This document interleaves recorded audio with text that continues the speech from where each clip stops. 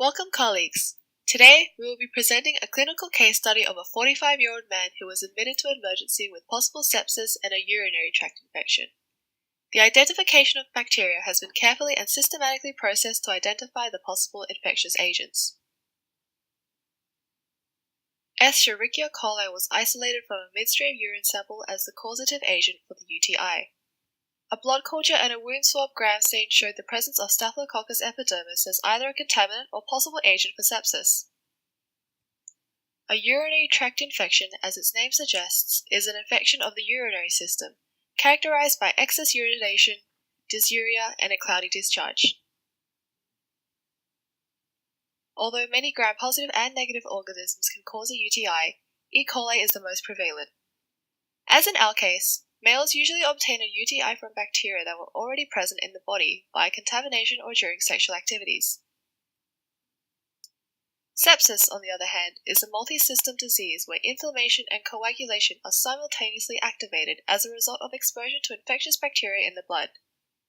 Leading pathogens of sepsis can either be gram-positive or negative. As bacteria enters the bloodstream, it multiplies and secretes toxins that trigger an immune response, which, if left untreated, lead to septic shock. Further testing was conducted to discriminate whether S. epidermidis was a contaminant or pathogen in the patient's blood, and a series of antimicrobial sensitivity tests were conducted on both S. epidermidis and E. coli to inform the prescribing doctor on appropriate treatment. The patient's urine culture showed predominant growth of Escherichia coli with the population above 10 to the power of 8 and other mixed skin flora. Although E. coli exists as normal flora in the gastrointestinal tract, it can be uropathogenic. The clinical notes presented a red blood cell count of below 10 times 10 to the power 6 per liter, indicative of microscopic hematuria, systematic of a UTI. The normal range of white blood cells in urine is around 2 to 5 times 10 to the power 6 per liter. In the patient, there was an abnormal reading of over 100 times 10 to the power 6 per liter, indicative of an infection. With epithelial cells, a count greater than 5 times 10 to the power 6 per liter is generally considered an indication of contamination by the presence of patient skin flora. Staphylococcus epidermidis was isolated from both the patient's wound on his leg and blood culture. From the blood culture, only 1 out of 6 bottles was noted to have growth. S. epidermidis is a commensal bacteria found ubiquitously on human skin and is often regarded as a culture contaminant, but can be an opportunistic pathogen, with most infections being hospital-acquired. For S. epidermidis, a greater than or equal to 2 positive bottles in a set is required to establish the bacterium as a pathogenic. As we only received 1 positive blood culture, it may be regarded as a contaminant. Hypothetical origins of the contamination may have been from the infected wound on the patient's leg or via contaminated medical instruments, particularly intravenous catheters or an incorrectly cleaned venipuncture site. It is very difficult to make an accurate conclusion of our patient's status. Patient might have an early stage of sepsis developing with the bacteria entering the bloodstream in smaller amounts. Further tests must be conducted to confirm whether or not the patient is suffering from sepsis. To assist the prescribing doctor in treatment, the laboratory conducted antibiotic sensitivity testing on both E. coli and S. epidermidis. ACT is vital to determine the resilience of the strain of bacteria received and will then allow us to inform the prescribing doctor on the relevant course of antibiotics.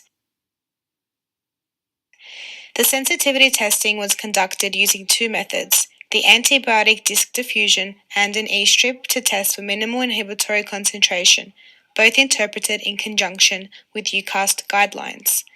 An additional test for beta-lactamase detection was done only on E. coli, as some strains may be resistant to certain beta-lactam antibiotics and subsequently may disrupt treatment. ACT was performed on the isolated E. coli from overnight saline broth culture according to UCAST disc diffusion methodology. E. coli is non-fastidious, hence was incubated on Mueller-Hinton agar anaerobically at 37 degrees Celsius for 18 to 24 hours. All isolates were subjected to ACT with the following antibiotics: amoxicillin clavulanate, ampicillin, norfloxacin, gentamicin, imipenem, and cefotaxime. We tested these antibiotics as they're often the first-line drugs administered for E. coli infections. The resistant or sensitive zone diameters were then interpreted by referring to UCAST guidelines. Zone sizes that measured less than 19 millimeters for both amoxicillin clavulanate and norfloxacin, less than 17 for cefotaxime, 14 for both ampicillin and gentamicin, and 16 for imipenem were interpreted as resistant in the E. coli isolate. Zone sizes that measured more or equal to 19 millimeters for amoxicillin clavulanate, 14 for ampicillin, 22 for both norfloxacin and imipenem, 17 for gentamicin, and 20 for cefotaxime were interpreted as antibiotic susceptible. To further quantify the antimicrobial sensitivity of E. coli, the minimal inhibitory concentrations, the MIC, were assessed using an E-strip. The MIC will give insight into the lowest antibiotic dosage necessary to inhibit bacterial growth. A broth microdilution of E. coli was prepared and the bacterial suspension was spread on Mueller-Hinton agar plates. Individual E-strips containing varying concentrations of the antibiotics were placed on the plates and read overnight. In conjunction with UCAST guidelines, antimicrobial sensitivity in E. coli will be most visible with norfloxacin as it requires the lowest antibiotic dosage to inhibit E. coli growth and thus can be interpreted as a possible effective treatment.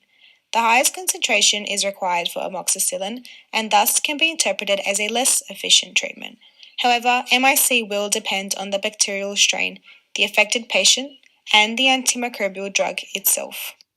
In addition to AST, we evaluated production of extended-spectrum beta-lactamases, known as ESBL. The ability to produce beta-lactamases in certain E. coli strains will cause it to be resistant to beta-lactam antibiotics, which are often prescribed as first-response treatment. For ESBL detection, we evaluated readings of the ESBL Confirm kit. Recommended by UCAST guidelines, the kit consists of 3 discs: cefotaxime, ceftazidimine, as well as augmentin containing clavulanic acid and ampicillin. A broth microdilution of E. coli was prepared and the bacterial suspension was spread on Mueller-Hinton agar plates, with the discs placed roughly 20 millimeters apart from each other. Presence of clavulanic acid acts as an inhibitor for beta-lactamase production, which renders the bacteria susceptible towards beta-lactams, causing a zone of inhibition to form. A keyhole effect between augmentin and both beta-lactams was interpreted as positive for ESBL. Much like the E. coli, AST was also done on S. epidermidis. S. epidermidis is non-fastidious, hence was plated on MH agars with aerobic incubation at 35 degrees Celsius for 16 to 20 hours. All isolates were subjected to AST with the following antibiotic agents: penicillin, erythromycin, cefoxitin, gentamicin, vancomycin, and ciprofloxacin. We tested these antibiotics as they are common broad-spectrum drugs administered for S. epidermidis infections. The resistant or sensitive zone diameters were then interpreted by referring to the UCAST guidelines. Zone sizes that measured less than 26 millimeters for penicillin, 18 for erythromycin and gentamicin, 22 for cefoxitin, 15 for vancomycin, and 20 for ciprofloxacin were interpreted as resistant.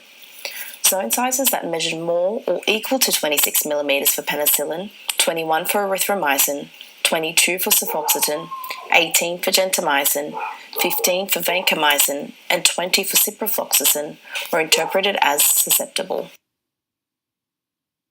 Similarly to the antimicrobial sensitivity quantification of E. coli, the MIC of these antibiotics for S. epidermidis were also assessed using an E-strip.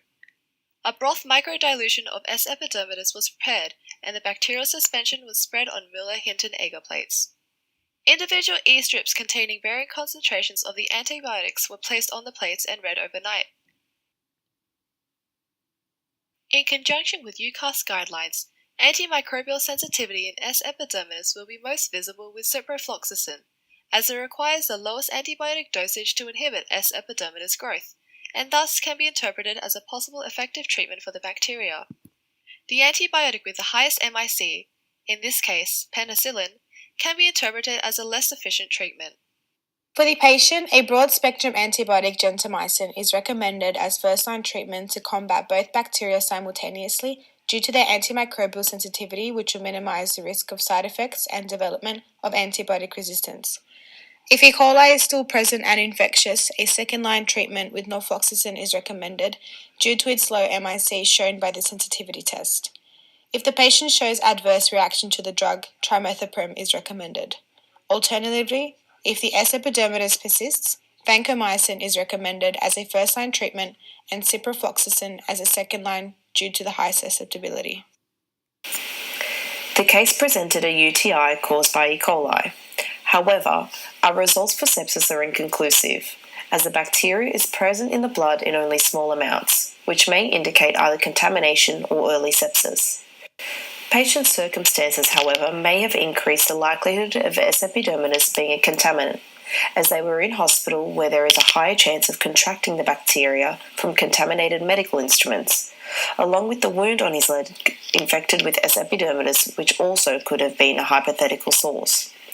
Sepsis can't be ruled out, and the utilisation of MALDI-TOFs and molecular assays would be required to assist in the determination of whether the patient is in fact suffering from sepsis. Although further testing is required to discriminate between contamination or sepsis, prompt empirical therapy is advised to avoid septic shock. After a series of antimicrobial sensitivity testing, the recommended treatment for both bacteria was a course of gentamicin with follow-up antibiotics norfloxacin or trimethoprim for any persistent E. coli, and vancomycin and ciprofloxacin for S. epidermidis. Due to increased resistance, development of rapid diagnostics is crucial. This epidemic places a socio-economic burden on society with the demand for stronger antibiotics to combat the increase of superbugs. An expansion in funding for research to monitor resistance is imperative, along with the improvement in education, guidelines and protocol when administering antibiotics, as the misuse and overuse is a leading cause of this development. Our case study would not only serve clinicians to engage in the management of infections caused by resistant organisms, but also provide valuable resource to organism-specific strategies for the surveillance and control of resistance in the larger interest of public health.